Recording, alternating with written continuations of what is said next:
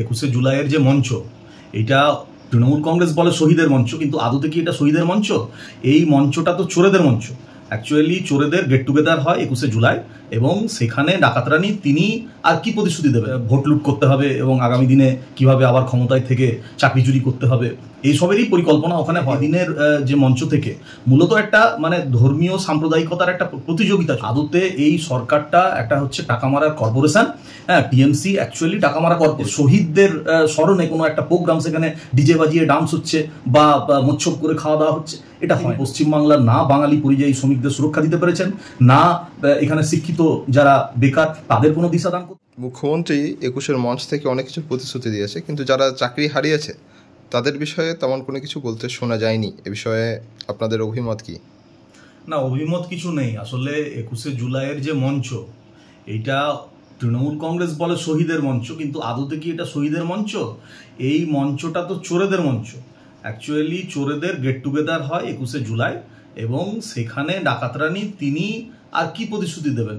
চোরেদের কিভাবে সংঘবদ্ধভাবে চুরি করতে হবে সেই পরিকল্পনাই হয়। আগামী 26-এর বিধানসভাতেও কিভাবে ভোট লুট করতে হবে এবং আগামী দিনে কিভাবে আবার ক্ষমতায় থেকে চাকরি চুরি করতে হবে, এইসবেরই পরিকল্পনা ওখানে হয়। ওখানে আদতে চাকরিহারাদের বিষয়ে, ওবিসি সার্টিফিকেট যাদের নেই আজকে এই মুহূর্তে, ছাত্রছাত্রীরা বিভিন্ন কলেজে ভর্তি থেকে শুরু করে মেডিকেল ইঞ্জিনিয়ারিংয়ে ভর্তির ক্ষেত্রে যে সমস্যা হচ্ছে, সে নিয়ে কথা বলার মঞ্চ ওটা নয়, এবং মমতা বন্দ্যোপাধ্যায় সে নিয়ে কথা বলতেও চান না।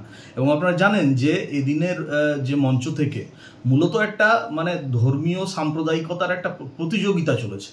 যেভাবে এর আগে মোদি ভাই এসে কথা বলে গেলেন, মা কালীর নাম নিলেন, যারা এতদিন রামের নামে ভোট করতেন, ঠিক একই রকমভাবে বাংলাতে মুখ্যমন্ত্রী এই মুহূর্তে জগন্নাথ ধাম করেছেন, জগন্নাথ ধামের প্রচার চালাচ্ছেন, এবং পরবর্তীতে আরও মন্দির তৈরি হবে এসবের ঘোষণা দিয়েছেন। এই তো চলছে, কিন্তু পশ্চিমবাংলার রাস্তাঘাট থেকে শুরু করে হসপিটাল, বিদ্যালয়, কলেজগুলো কিভাবে চলবে তার পরিকল্পনা, তার দিশাদান মুখ্যমন্ত্রী দিতে পারেন না। আদতে এই সরকারটা একটা হচ্ছে টাকা মারার কর্পোরেশন।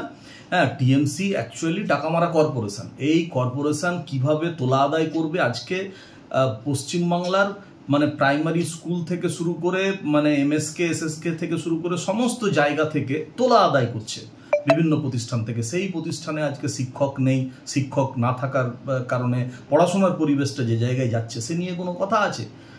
দরকার নেই তো।